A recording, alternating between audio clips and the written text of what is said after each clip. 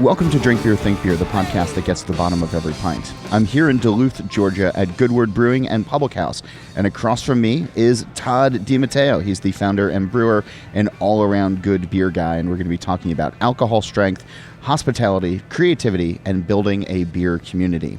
But first, All About Beer is back online and producing original content for beer enthusiasts and professionals. Visit allaboutbeer.com to see the latest, and if you want to support us in that endeavor, we've set up a Patreon for both readers and professional companies in the beer space. Check out patreon.com/allaboutbeer to learn more. And we're able to bring you this show each week thanks to the companies that support independent journalism in the beer space. Learn more about our surprisingly affordable rates by emailing sponsor@beeredge.com. Speaking of that, today's episode is sponsored by Stomp Stickers. Stomp is a proud member of the Brewers Association that produces a wide variety of printed brewery products such as beer labels, keg collars, coasters, beer boxes, and much more. Stomp's website features an easy-to-use design tool, low quantity orders, fast turnaround times, and free domestic shipping. Visit stompstickers.com and use code BeerEdge15 for 15% off of your first order. And we're also brought to you by Cigar City Brewing. Cigar City Brewing has taken inspiration from beyond the cosmos for Cosmic Crown, a golden-hued, strong golden ale, and added Galaxy hops to impart passion fruit and peach qualities to its profile of ripe fruit and light peppery spice. You can learn more at cigarcitybrewing.com. So, I've had the good pleasure of knowing today's guest for a while now, but this is only the second time that we've hung out in person. Todd DiMatteo is the owner and brewer here at Goodword in Duluth, Georgia, and has been turning out some of the more flavorful, interesting, and low ABV beers that I've had in a while. He's had a long career in beer and hospitality, including a long term at the Brickstore Pub and Atlanta Institution. The influence of that bar can be felt in his beers today, with nods to tradition, styles, and an appreciation for well-established international beer regions. Todd, welcome to the show. Thanks for having me here. Thank you for being here, and thank you for having me on the show. I appreciate it. Yeah. Your presence is a present. I heard that's a rap lyric. Is it now? Kanye West. Is that? Oh, I good. think it was. I think it's Kanye West. And if it wasn't Kanye, we'll still tell you that it was Kanye. Should be. Yeah, that's healthy egos do that. They claim victory no matter where defeat may lie. Do you have a brewer ego? Do I have a brewer ego? Yeah. Probably yes. I'd say yes, I do. What do you puff your chest out about? Like, what do you? Well, I don't know. I guess I don't know. So even though I'm a young brewer as far as experience goes, I'm an old man in life. I'll be 43 in December. So I definitely got into the brewing game, later than a lot, I guess. So I still feel like a baby as far as that experience level goes, but, I definitely hold a sense of pride to tradition and process, and to some extent, like, ingredients and stuff like that. But I still use, Environment, commodity, malt. I have a good friend, John Branding, who you probably know, who is a craft malt guy, and we have not heated but hilarious conversations about that stuff. But I don't know if I puff my chest at anything necessarily, but I do have like a great sense of pride about what we do, and we do a lot of classic style beers, no doubt. And when you look at the list, it's pretty much 90% of that. The draft list is that kind of stuff. But we do playful beers. I got a beer on right now called Anna Fantastic that's tart cherry and tangerine. Yeah. But it's sour. It's not a slushy type sour. But we do playful beers. And, it's funny. Recently I had the thought because, I always try to remember, and it's actually a password. I've said this before on some of my platforms. It's only beer. Because at the end of the day, it's only fucking beer, and you shouldn't take it that seriously. But you need to go change those passwords that exist right now, because everybody's going to be getting into your Netflix account. I have noticed that. The Hulu, it's like all these new shows. There's more to it than that. But anyway, it's definitely a joke, but a mantra I've tried to remind myself. Anytime I feel like I'm taking anything too fucking serious, I'm like, it's only beer, not the end of the world or anything like that. Yeah. I guess the counterpoint, though, is, yes, it's only beer, but beer is the livelihood. Beer is what has this roof and the employees and everything. And having the good fortune of tasting your beers for the better part of the last couple of years now, everything is really thoughtful. And it's, so yeah, it might only just be beer, but it's thoughtful beer that is also critically important to the business. Like if you guys were a coffee roaster with a beer thing on the side, I'd be like, sure, but yeah, no, I thank you for that. It's funny because I've been thinking about that sentiment you just said a lot lately. A lot of people are expanding. We were talking about expansion, like, what does that look like for us? What does it mean? And I've actually had the thought lately, and I said it on Instagram on our @GoodWordBrewing you're Instagram so handle. good at that. I don't know if I seamlessly just dropped in your. That's right. Yeah, it's so good. There's two accounts, guys. One Yeah. is for the more beer savvy stuff, or not savvy, but behind the scenes look. That's @GoodWordBeer, but the other one's Good Word Brewing. But anyway, I said on there at one point, I intentionally don't brew our hazy IPA that often because I don't want us to become the House of Never Sleep. Because even though I think it's a good beer and people love it, I've tried to keep that out of current or ongoing lineup. Like I'll bring it back every few months, and sometimes it's gone for 6 months or more.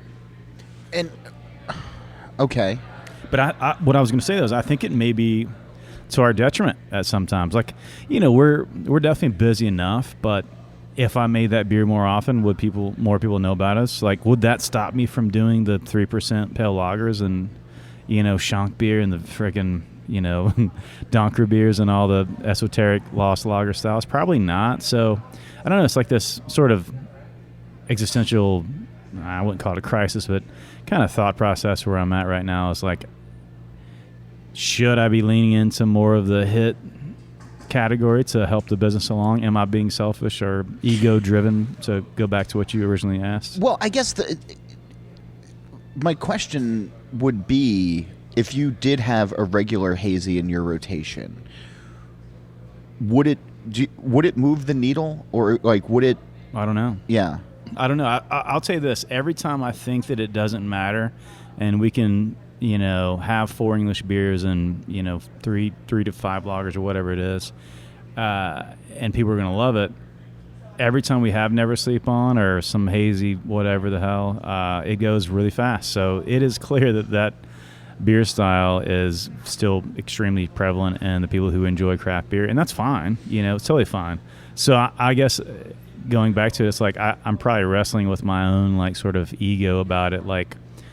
If I just lean into this and I don't give the people what they want, quote unquote, then I can win that way. But maybe there's a way to do both. So I'm gonna stop being so fucking selfish. Well, I'm seeing on your menu right now you have 2 hazy double IPAs. The Universe Says and We Are America Volume 2. The one is gone now. Okay. One's 86th. Yeah, so. All right. So you have one on. Yeah. Are there going to be people, though, who walk through your doors for the first time and that's the only thing they'll drink, and they're not going to be going for your English Summer Ale or your Zwickel? I don't know. That's a good question. I think that if you happen upon us, you might be disappointed if that's if you're that type of beer drinker. But I think for the most part, we've either cultivated a local community that really respects and appreciates the summer ales and the fucking lagers and all that shit, but maybe still dabbles in IPA or hops in general. But if you're making a trek out here like some people are doing, then I think you don't give a shit about the hazy beer. You're not coming for us for hazy beer. You know? Like, hopefully that's still quality in your mind once you try it. But I mean, I wouldn't even think, like, knowing what I know about your brewery, I wouldn't even think about ordering the hazy, even though I'm sure it'd be fun. But I can get a hazy anywhere. Totally. And exactly. These small beers that you're making are just, they're a pleasure to drink. And it's totally. So who walks through your door then? I guess that's probably a better question for the bartenders, to be honest with you. But yeah, I don't know. I mean, partly the reason we make those kind of beers is because, one, I feel like, having been around craft beer since 2005 when I started at Brickstore Pub, that it's not that you get burnt out on it, but like when I walk into a place and their 25 beer menu list is 95% hazy beer, I'm like, fucking bored. Like, who's making this shit for you guys? Like, who's back there like pushing buttons and going like, this is just fine? It's a paycheck at that point. Yeah. I mean, maybe it's not. Maybe they're passionate about it. I hate to be dismissive about that, and I think about that sometimes too, because I've mentioned that about putting gloopy glop in sour beers, and thought about it later. I was like, there's probably plenty of people who've made businesses and livelihoods off of making gloopy glop, so I should be a shitbag about it. But I personally walk into it and I feel a lack of soul and I don't want to say integrity, but lack of it's like, why? What young brewer got into this, or what brewer of any age got into this and said, I want to make fucking hazy beer, and that's it?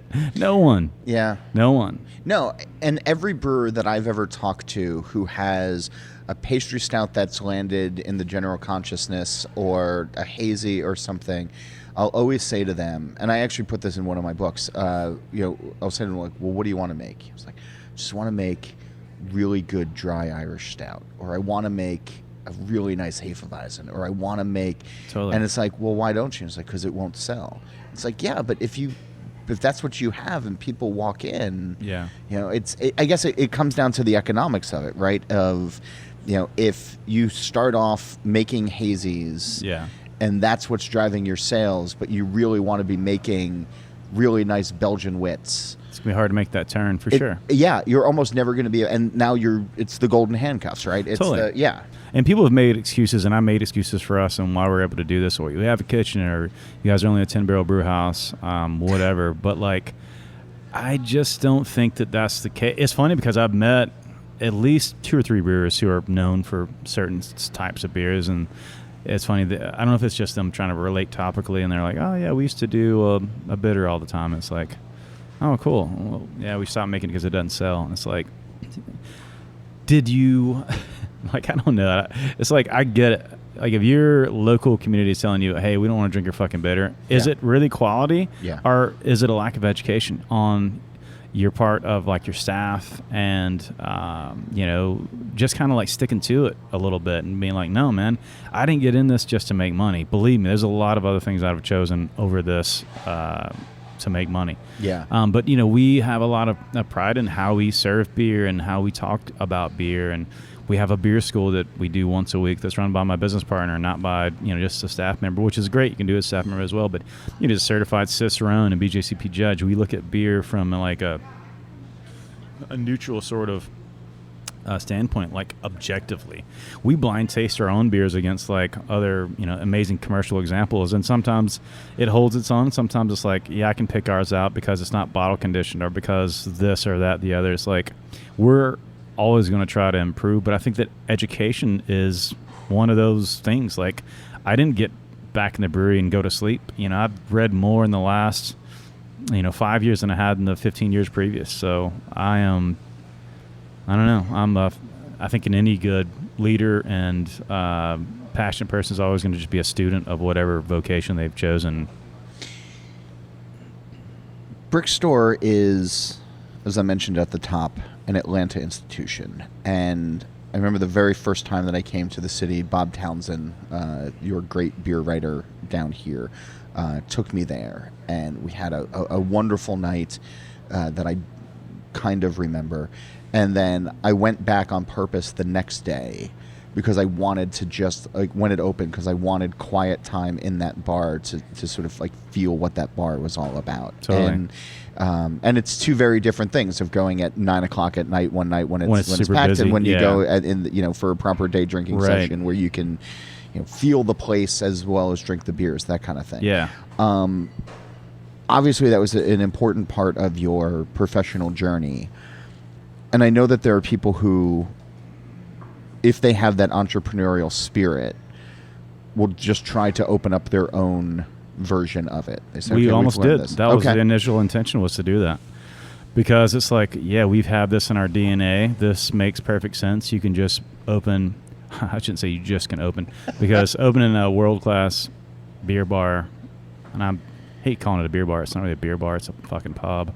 But it's a world-class pub, and it's hard to curate that and have the right look and have the lighting be perfect and have, the decor just be right and the people get it, and, and picking beer lists these days, man, I don't know. I think you had Here Comes the Train. Sorry, guys. No, it's good. We're right next to the train tracks for those uninitiated. But anyway, you'd written something. Is it a commuter train? What is No, that? no, no. Oh, no, that is definitely That has at least 17 transients on there with, spray cans in their hands ready to tag.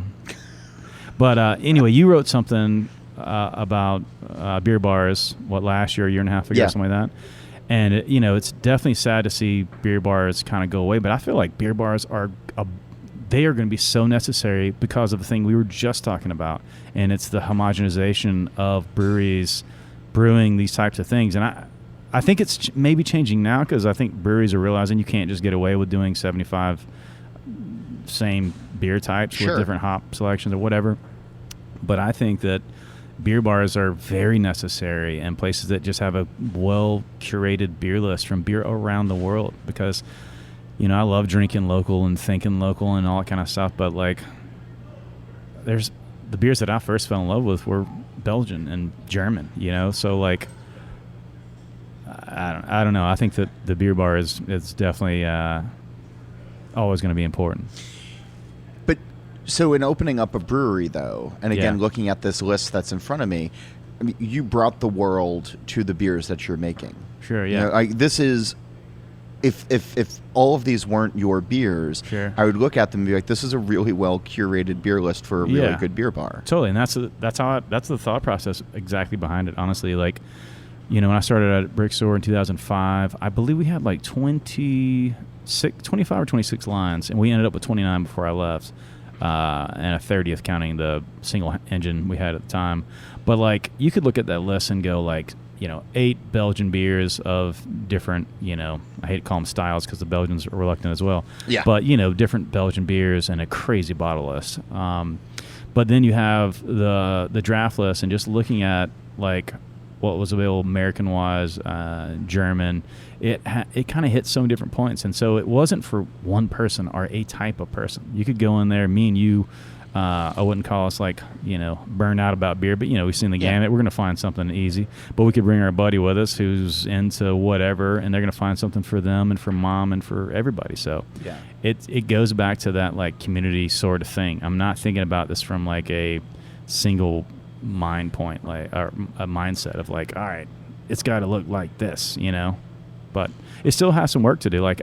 The next foray for us is definitely getting into mixed culture beers. We've brewed some, really I've been brewing stuff over the years and I'm so naive with some of that stuff, and I've got some really smart people who I'm trying to convince to come down and visit me and help me blend and bottle and all that sort of stuff.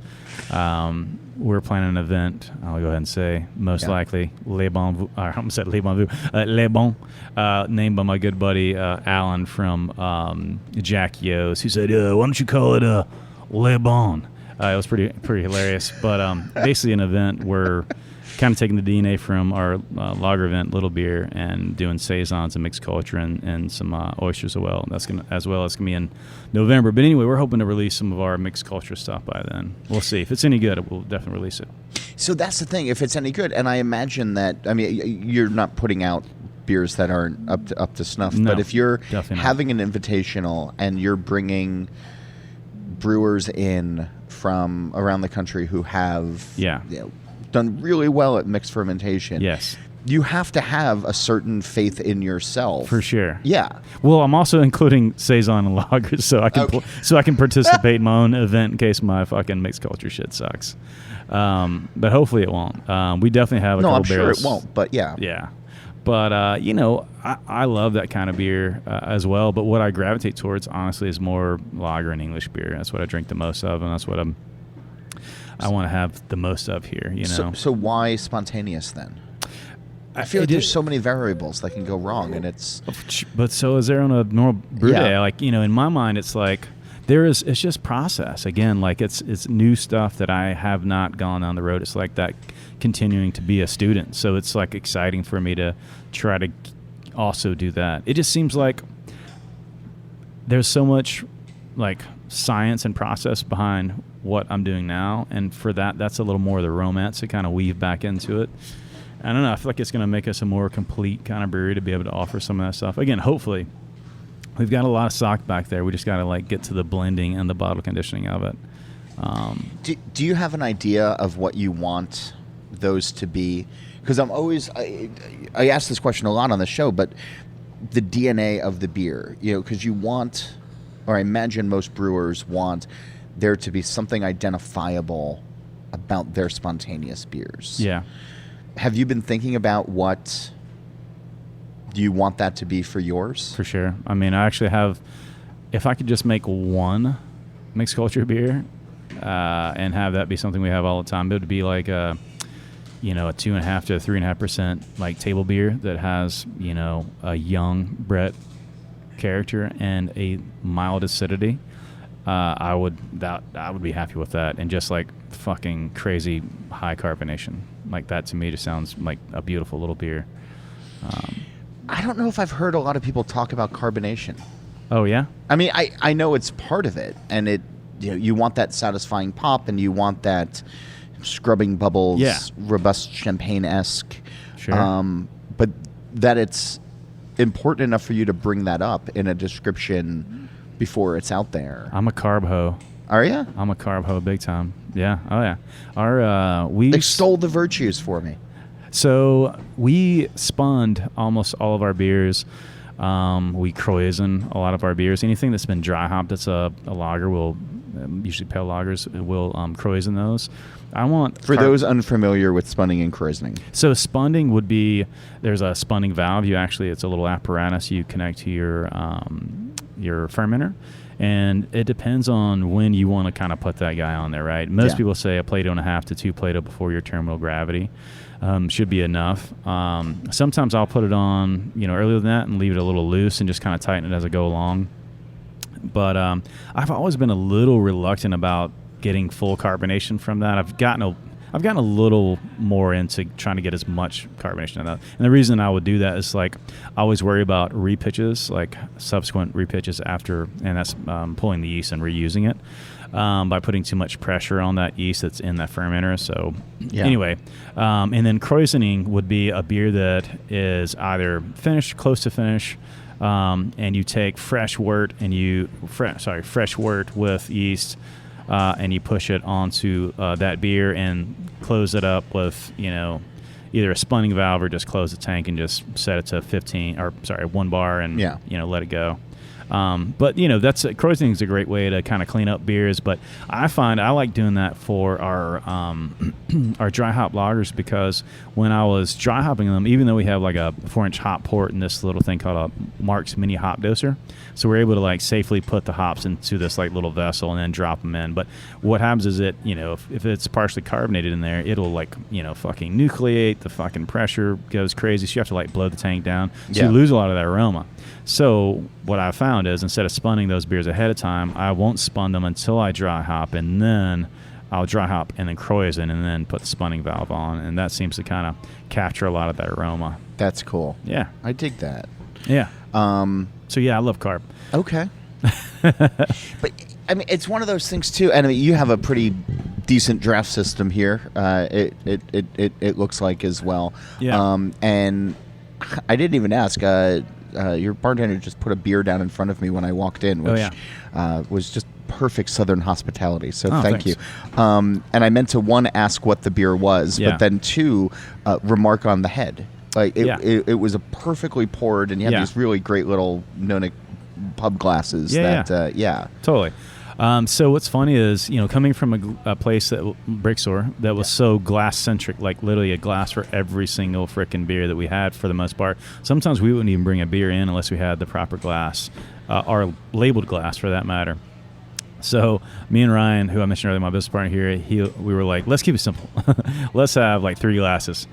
We definitely don't have 3 glasses. The more beer we end up brewing, we're like, all right, we need a specific glass for that. So we've ended up with probably maybe 8 to 10 pieces of glassware.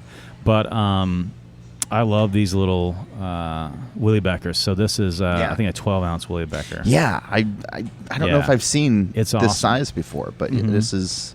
So what's funny is the beer you're drinking is an English-style best bitter called Season of the Whale. It's a collab we did with the guys at the Whale in Greenville. They also have a location in Asheville and Charleston as well.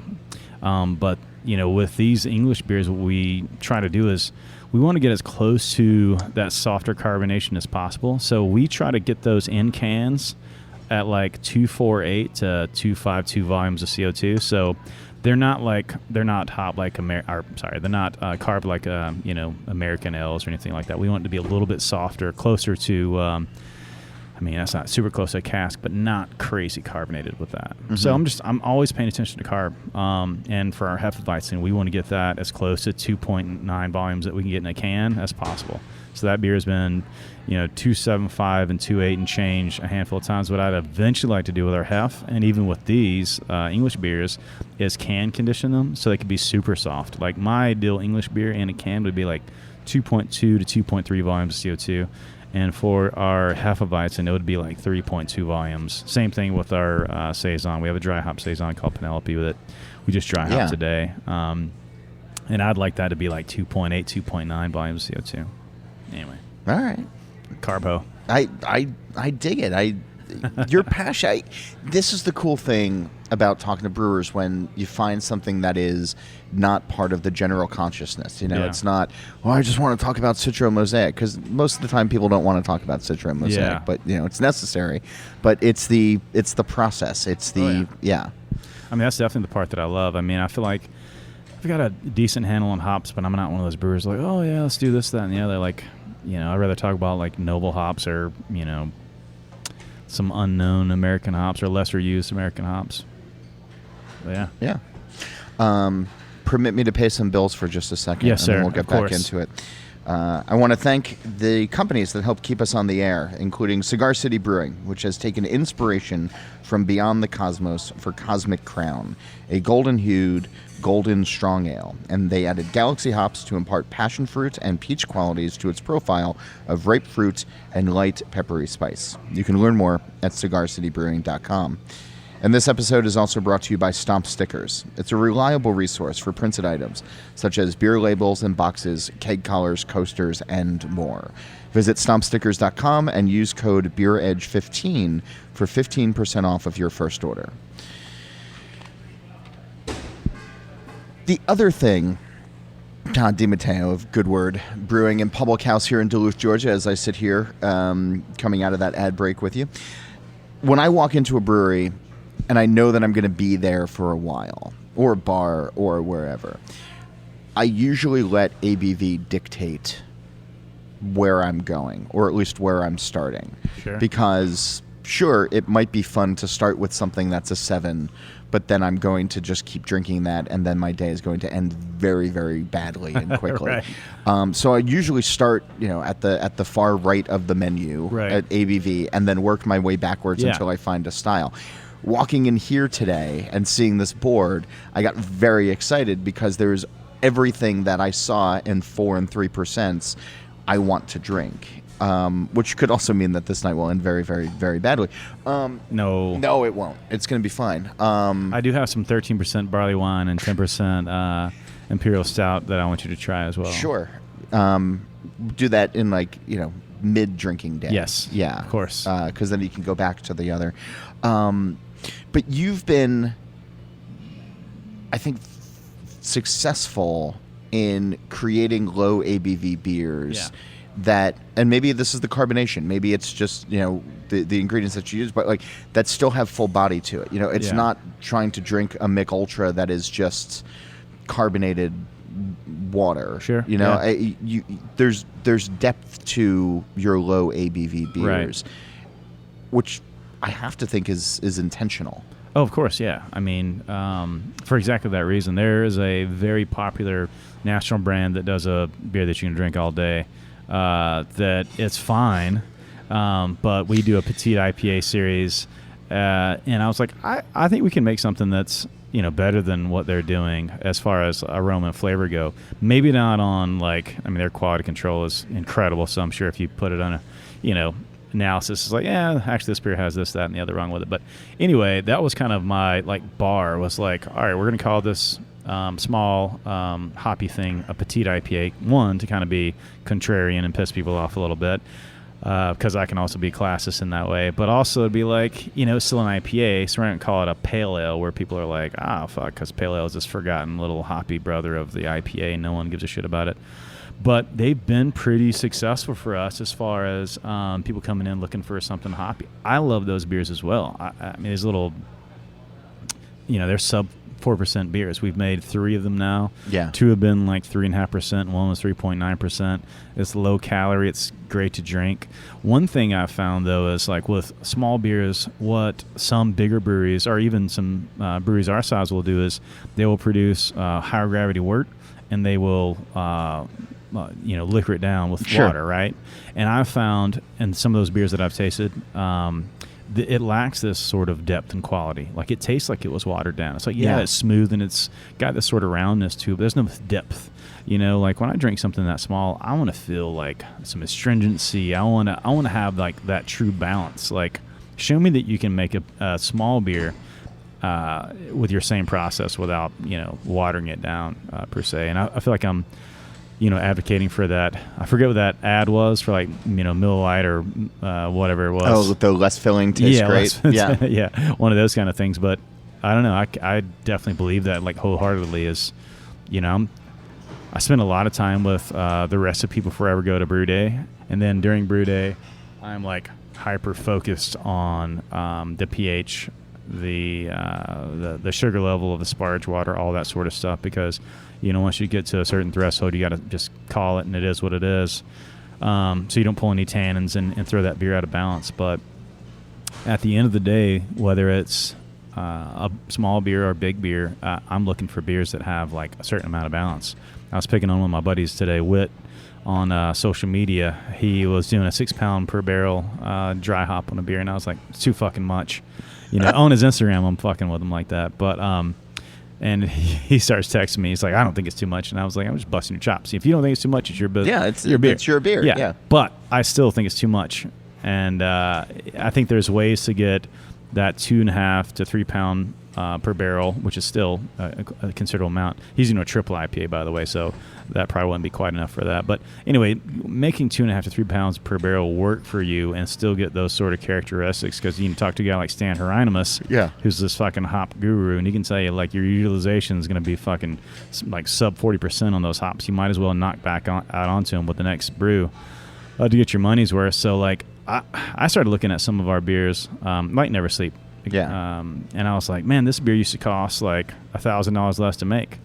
And I kind of changed my process a little bit, and I started doing this like dry hop arms race that I was seeing on social media. And I was like, you know what? I'm not going to let fucking social media or what another brewer is doing dictate what I'm doing. I'm going to let my palate, like I have been, guide me on not just the small beers, but on the hoppy beers and the fucking silly, all the stouts or whatever the fuck. I mean, I'm always curious about that. And I think right before the pandemic hit us, I was in Arizona at Wren House, and they were creating a beer. Those guys are great. Yeah. They're awesome. Yeah. But they were doing a beer just for the shock value of it, where they were putting 13 pounds per barrel. Holy shit. Yeah. And they knew that it was like a goof and everything. Sure. And I think it was just for the festival that we were going to, the Guild Festival. That goes back to It's Only Beer, John. Yes. They're having fun. They were having fun. But it got me thinking of when there was that arms race, especially in the early days, where it's how many pounds, you know, the IBU wars and the, you know, the pounds per barrel skirmishes and everything else like that. I don't know how many people walk through the door, even the hardened beer geeks, and are like, well, I only drink beers that have a minimum of 8 pounds per barrel or 6 pounds per barrel. Sure, yeah. The whole idea of drinking with your eyes has gone the wrong way, I feel like. I see people comment on, like, and I feel like I've made a lot of jokes about hazy beer, but when somebody says, oh, that looks delicious, and it's just like the milky looking, like, glass of whatever the fuck, I'm like, that doesn't look appealing, bro. Don't tell me that. Like, you may look at that and go, like, man, I bet that's going to be a good hazy IPA, but don't tell me it looks fucking appealing. That's crazy. It looks like fucking... you know, milky fucking wheat water or some shit. Yeah. And don't get me wrong, I have to caveat with, we make beer like that too, so no one come after me. But yeah, I don't know. When I see something that like has this great foam or some lacing from a glass that's half drank, are beautiful clarity and an, fucking red beer, or red ale. You know what I mean? Like some kind of thing that I can read through or whatever. Like, I guess that's the old man in me emerging, tired but triumphant.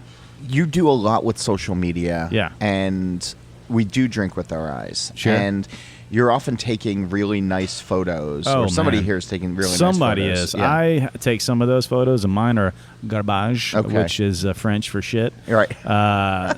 But Clay takes some really good pictures. Clay's my assistant brewer back there, and he takes wonderful pictures. And we have a professional photographer who's taking a handful of stuff. But it seems like, and I pick on my chef who's out right now. He just had his third kid. Ooh. His third kid is a beautiful little girl. Congratulations. But anyway, every time we take pictures, I feel like he changes the menu on me. So I'm like, I'm not hiring anybody to do it anymore. You can't do it. But yeah, social media is definitely part of the gig. And, there's been or still are times when I will feel inspired and I'll say something that sounds cool or whatever to me. And then sometimes I'll put like one sentence up. It's like, whatever the fuck. Here's a picture of some shit. Yeah. I'm brewing. But the pints, like when that pint came down, Yeah. I had this desire to just take a photo of it Oh, cool. because that's, what you do in Yeah. these settings. And as I'm sitting here and I'm looking around, every angle provides like a really nice setting as well. And the Yeah. aesthetics of, you can commemorate it for a post that's maybe going to get a couple of thumbs up or Sure, yeah. whatever. Right. But there is, you're drinking with your eyes for the beer, but also in the setting. And Yeah. you guys created a tap room here with this outdoor space as well, which is a lot of fun to look Right, at. yeah. That just immediately feels welcoming in a familiar way for a first-time visitor. That's great. I mean, we paid a lot of money for that design work for sure. But yeah, we're full restaurant as well. We have a great wine list. Our cocktails are incredible. But I feel like as far as a great picture from any angle, it's really the windows. There's all this like natural light that spills into the space, and it just makes for, I don't know, a warm. It can only be warm. There's wood on the walls and the glow of these little lanterns that are around us. It's just a lot of warm and natural light in here. It's nice. Yeah. And once you mentioned it, I think I've taken it for granted up until this point now, over 5 years. Thank you, Really? John. No, I'm just kidding. No, okay, I was going to say. No, I it's hope true, not. though. Yeah. Sometimes you do. We did break that one, though. We cannot find a replacement bulb. You see it just above you? That guy, the one guy right there? This one. Okay. Yeah. Oh, We've been looking for it for months. Okay.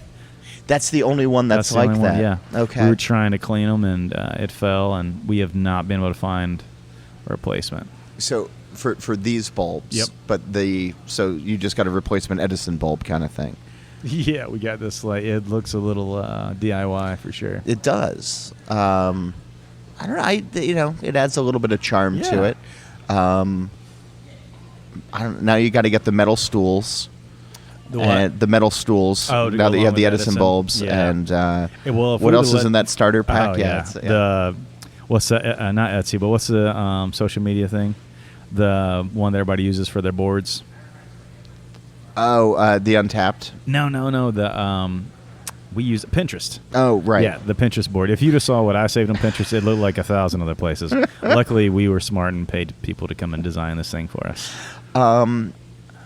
Where does the name of the brewery come from? From me and Ryan, honestly, we were.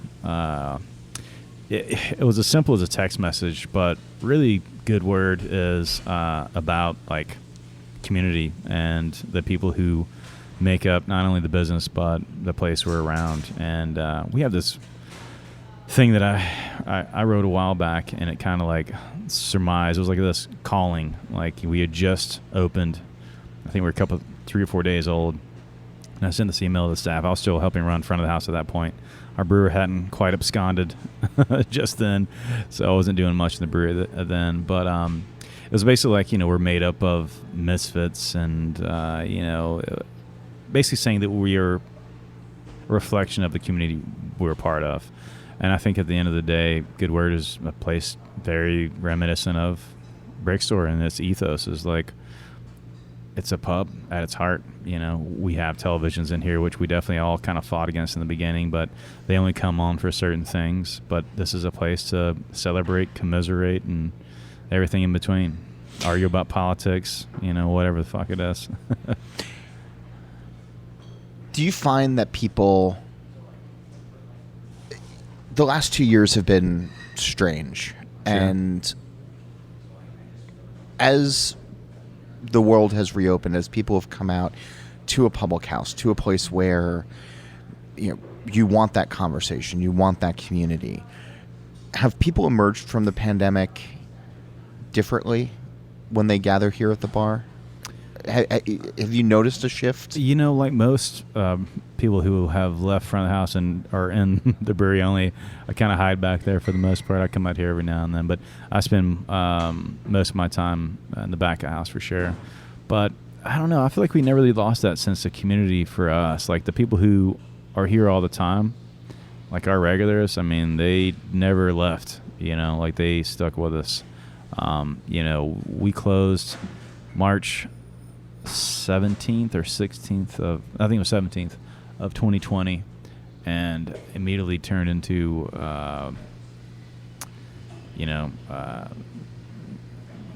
fucking, what do you call them, soup kitchen. We literally gave our food away, and we started doing all this, but our community rallied around us. Like, we didn't know how we were going to pay our staff. We put up one of those donation things, and we raised like $28,000 for the staff. All the money went to them, of course. So yeah, the people who have supported us since day one have never left, and they kind of. So yeah, I don't think they changed much. Maybe the people who are coming out now haven't really noticed that sort of change, but I don't know. I feel like we were a lot of things in between that March 17th date to the time we actually let people come back inside, like we were doing to go and family meal. But once we let people come back in, there was always that sort of thank you for being here. Yeah. You know, because this area we're in is very suburban, and there's not many places that are like us out here. So people have always had this sort of like grateful thank you for being different and for, caring so much and being so passionate about not just the beer, but the food and the cocktails, everything that we do. Like literally there are bartenders over here making what in the fuck, I don't know. It's some kind of herbs and shit. Like how many places do 3-4 hours worth of prep for their bar in advance? You know, these are bartenders. Anyway, but we give a fuck. No, but it's how you get people to keep coming back, right? Yeah. It's that, and you can't let up. Yeah. You know, once you've established this is who we are and people come to expect it, totally, they notice it pretty quickly if you're not that anymore. Well, without a doubt, that's definitely true, for sure. I've been asking folks on the show for a while now, the premise of The Good Place, the television show where there's the concept of the green door. That if concept of the what? The green door. The green door, okay. Yeah. So with the idea being that if we finished this conversation and there was a green door here that you could walk through, and it would take you anywhere that you wanted to be at any place in time with whoever you wanted to be with. Oh, wow, okay. Yeah. It's a good show. You should watch the show. Okay. If we could finish this conversation and you could walk through a green door and you could go to any brewery or beer bar anywhere in the world at any point in time, where would you want to go? Who would you want to be with? And what would you like to drink? Immediately when you started talking about where would you want to go, I thought about the beach and my family. Okay. So I've got a wonderful wife and 3 beautiful little girls. Two of them not so little anymore.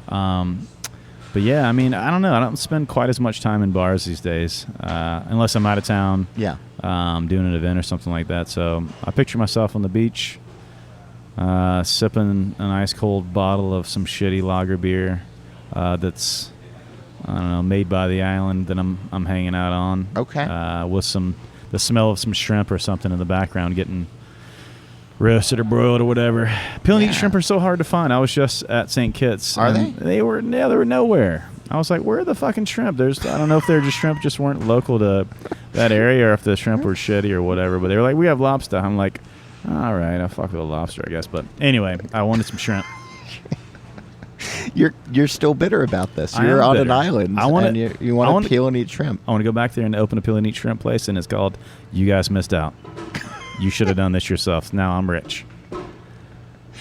I don't know if I've had enough peel and eat shrimp experiences that I would ever feel as passionate about this. Everywhere as I you go do. with there's water, I want peel and eat. I mean, as long as it's not a lake, but I want peel and eat shrimp. I was gonna say, yeah. I'm serious. Every time I go somewhere, That's ask my not wife. really a Jersey Shore thing, I don't think. Okay. I mean, crab legs are fine too. They're a little bit more work, but Yeah. I always worry they've been frozen before. But if you go somewhere and there's like, like the Gulf, you're like, all right, but where is the best oysters and peel and eat shrimp? Let's fucking do this. Okay. My wife knows I'm passionate about it. And I was Clearly. bummed. Yeah. I mean, I wish we had more time to really dive into this Yes. to this madness that has consumed you now. Aquaculture. at this It's the point. next episode. We can talk about it. I think it's pretty cool. I'd Yeah. love to. There's great correlations between beer and that. Oh yeah. Yeah. We'll all right. We'll talk about that more. Thanks for having me here. Thanks for taking the time. Thanks for creating a really cool spot and making really tasty beers that I always enjoy drinking. Thank you very much, John. I appreciate you. All right, a quick reminder that the Craft Brewery Cookbook is now on sale where books are sold. Get a copy today. And also, All About Beer is back online. Go to allaboutbeer.com to catch up with great content. And if you want to keep in touch with me, if you have questions, comments, guest suggestions, you can email me at johnhall@beeredge.com, or you can get with me on Twitter at john_hall.